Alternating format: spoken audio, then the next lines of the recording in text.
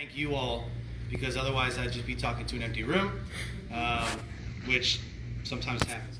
So I probably should have told the organizer before, but I have a disclaimer for my talk. I have a severe medical condition, so if I start wandering around, just put me back on stage. It's called ADOS, which is Attention Deficit Squirrel. So I sometimes kind of get on these tangents and stuff, but we'll keep it up here. By show of hands, who here is living their dream life? This is what you wanted to do. This is your dream life. Not too many. Awesome. Put your hands down. By a show of hands, who knows what their dream life looks like? You've already written it down. You've already dreamt about it. You eat, sleep, breathe it. Outstanding. Who's not going to raise their hand no matter what I say? My son, who's 15, who subsequently raised his hand. Yeah. Outstanding. So I built 3 businesses while serving on active duty status in the Air Force. Suicide awareness trainer. I was a drill instructor from 2009 to 2013, which unlocked a passion that I never knew existed for speaking. Spoke at high schools and colleges, and I got to yell at people for great money. It was awesome. But my passion was really serving somebody other than myself. It was serving my passions up to other people. For example, the first business that I ever built was an entertainment company. I would produce conferences like this. It started out as DJing at different clubs and bars and whatnot. And then I found other like-minded individuals that would do the same thing. And so we got together and partnered on an entertainment company. So yeah, we did clubs and bars and everything like that, but we also did weddings and quinceañeras, and we produced conferences and like anything that they needed for sound, videography, photography, all that stuff. That's what we did. When I first started on my entrepreneurial journey, I wanted to ask 3 questions every time I started, and it started to become a trend. And so the first question that I always asked myself was, what am I willing to do more of than anybody else? What am I willing to do more of? Am I willing to give more value? Am I willing to give more time? Am I willing to give more of myself? Am I willing to give more of my product? What am I willing to do more of than anybody else? And so you have to figure out what that looks like for you and what that looks like for your business or for your organization. What it looked like for us was during wedding planning. Anybody ever planned a wedding or planned an event? Right? Like, oh, I need this, I need this. You have to go to like 11 different people. You only come to like one person. Some of y'all will get that on the way home, 11. But you have to go to like all these different people. So if you're going to plan a wedding, you have to go to a cake, the dress, the DJ, the guy for the bar, the venue, like all these different people. And when I talk to organizers, they're like, we don't want to go to a whole kinds of different people. It's like, huh. So we have something. Let's figure out what everybody needs, and then let's just do it ourselves. So we literally researched, the 4 of us researched exactly what needed to be done. So what we did was we provided videography and photography inside of the package for the conference. We produced a conference video that could then be given to the organizer to say, hey, this is what we did, as a marketing tool. A lot of times we're so focused on getting that student into University of Phoenix. We're so focused on getting that person into the event. We're so focused on getting that person into the organization, into the job, but there's nothing that happens afterwards. There's a study that came out this year in Business Daily. 20 to 70% of your customer base will leave in the first 100 days. 20 to 70%. So many, like, marketing budgets are through the roof. People spend so much on marketing for client acquisition, but what are you doing once they're there? What kind of customer experience are you creating while they're there? And then what happens after that?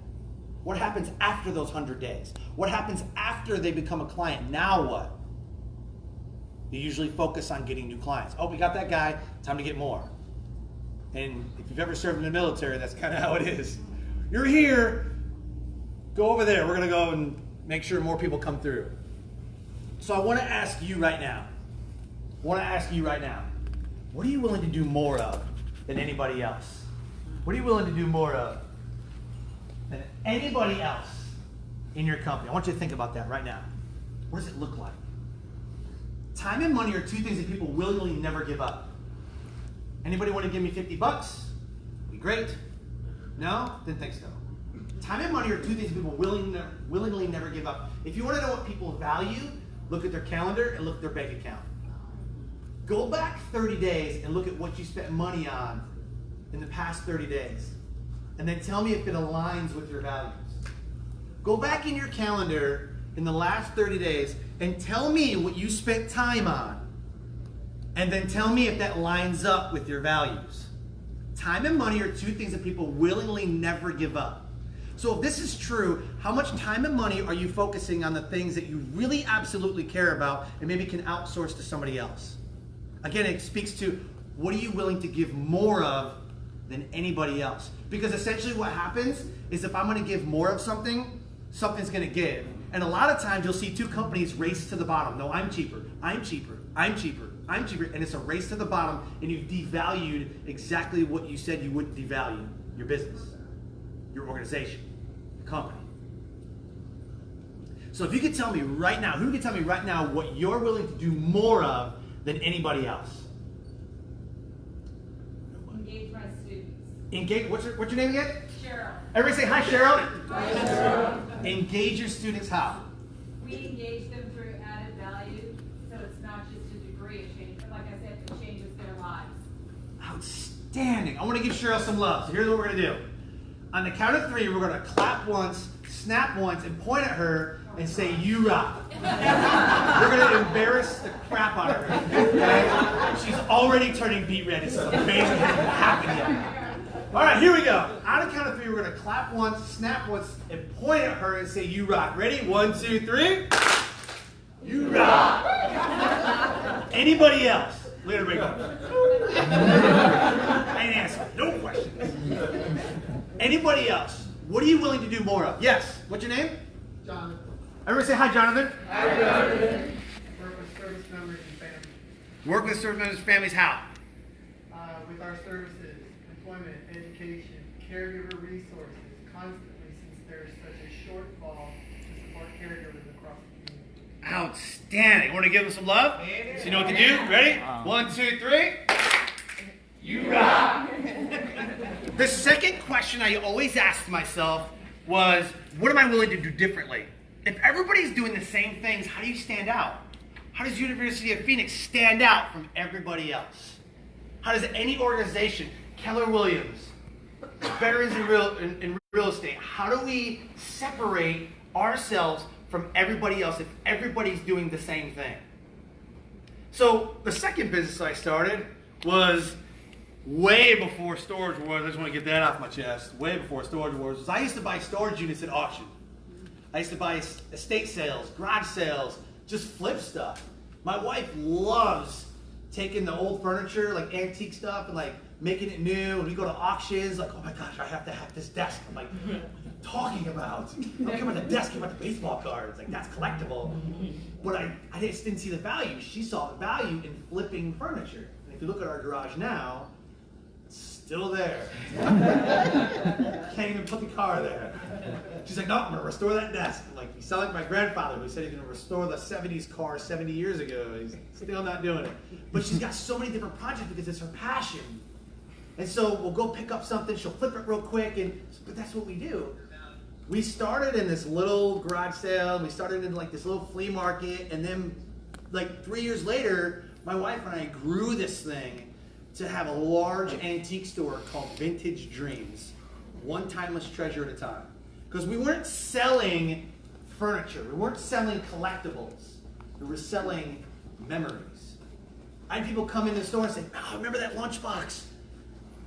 That He-Man lunchbox, I used to have that. How much? 25. Yes.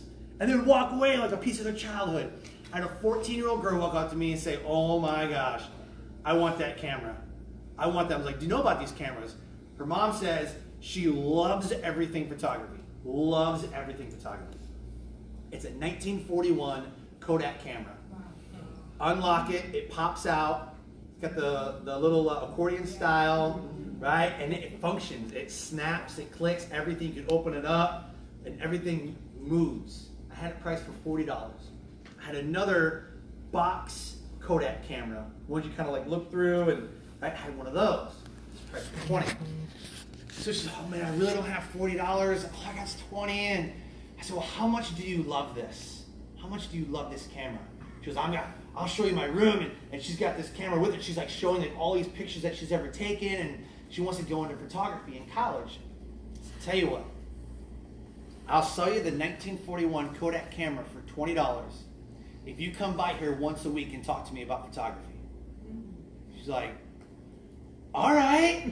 She paid the $20, and then the following week she came back and got the other camera as well. And for like 3 months straight, she came in with her mom into the store, and we just talked. She goes, look at the pictures I took, and look, that's amazing. I got to do that because of a store that I had, but I was willing to go out of my way, not only to give more of myself, but to do things completely different. Because I don't know any other stores on that strip that were having people come in and talk photography or talk shop, right? So what are you willing to do differently than everybody else? Anybody got an answer for that one? What are you willing to do differently? Yes, what's your name? Okay, my name is Mary Armstead. Say hi, Mary. Hi, Mary. I was too shy to come forward to explain, you know, Okay. As an exhibitor, what my business offers. Sure. And so that's why Ann didn't ask me to come forward. I think that's why Ann didn't ask me to come forward. Okay. But anyway, what I am going to do, and had I come forward, I would have said it, is offer a 50% reduction in our business rate for any veterans who would like to do business with Butler Armstead Consulting in perpetuity, forever. Very cool. I want my love. That's awesome. So give us some love. Ready? 1, 2, 3. You rock. Who else is willing to go and do something completely different? Who is willing to say, I'm going to do this different because everybody else is doing it this way? It's not about doing something better. It's about doing something different. Yes. What is your name? Athena Thomas. Everybody say hi, Athena. Hi, Athena. And I'm a life coach. And one thing that I do different every year, I have a workshop that I do every year, but I do one free workshop every year so that the information is accessible to everyone. So that's what I do different. Outstanding. Give her some love. Ready? 1, 2, 3. You rock.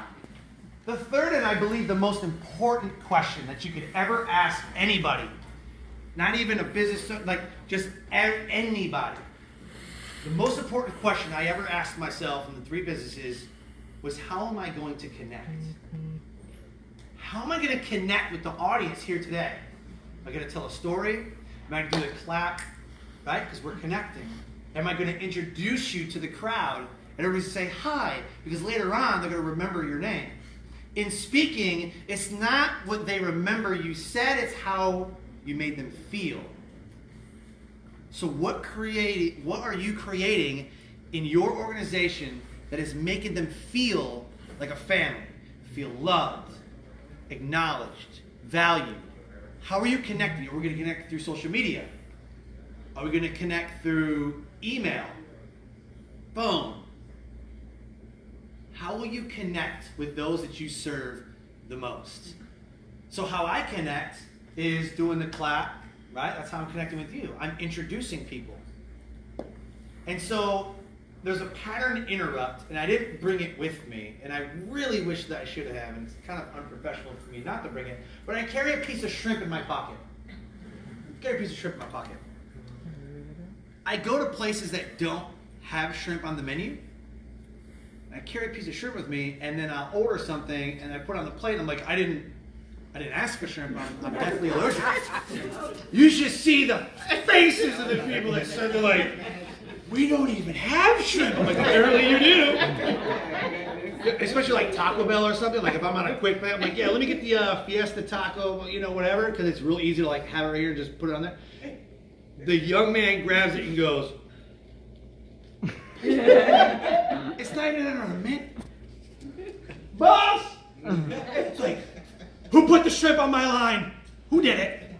Who put the shrimp here? And I'm like Facebook Live and the whole thing, like dying laughing. People are dying behind me. Or you go to Walmart and you put the shrimp on there and it's like, and they just look at you.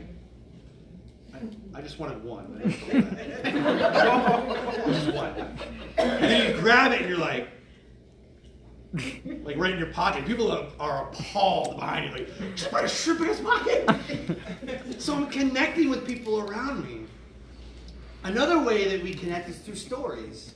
You get a bunch of people together and you tell a bunch of stories. If you ever hear, like I love, man, my grandfather passed away in 2013 and served in the Korean War.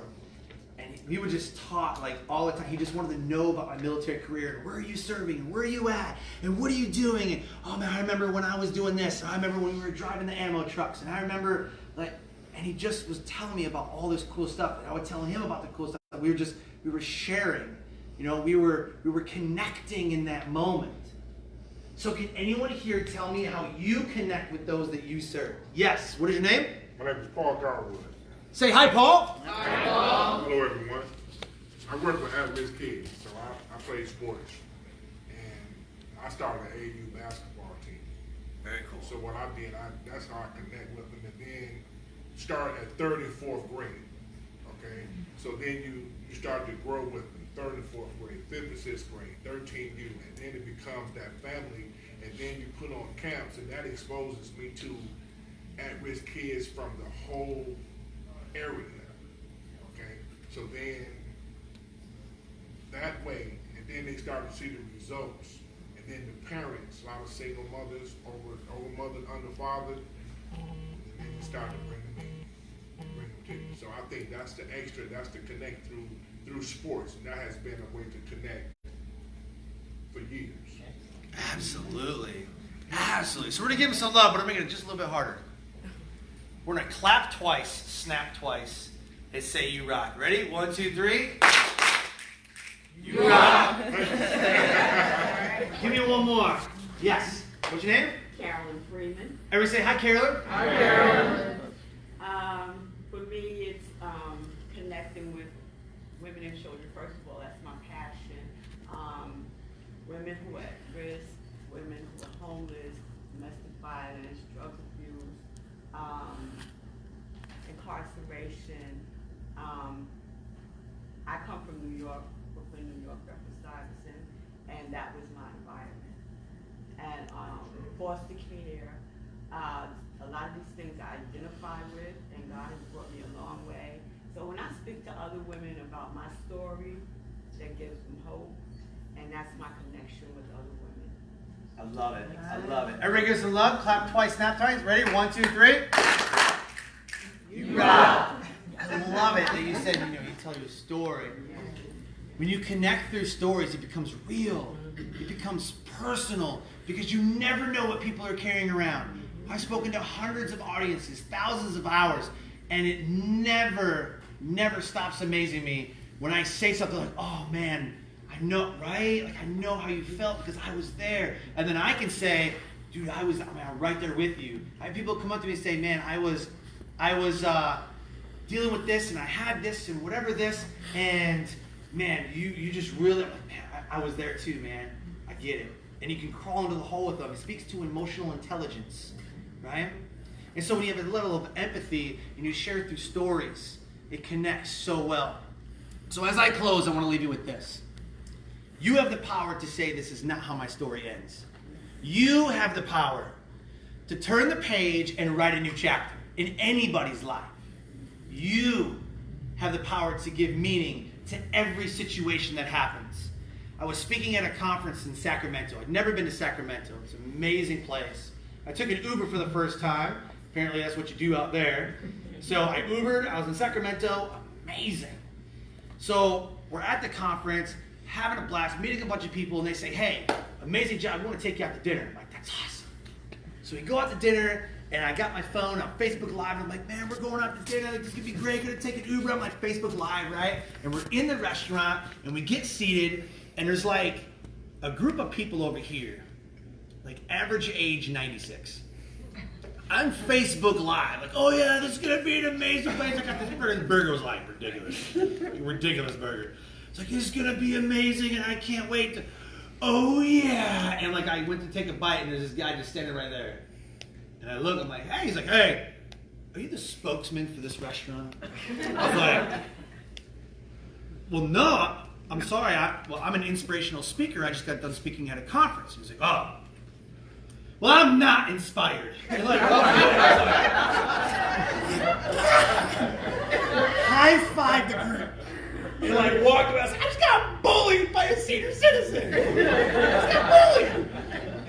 Just then the manager comes, comps our whole entire meal, and he's like, you know what? You inspired us. Thank you for what you do.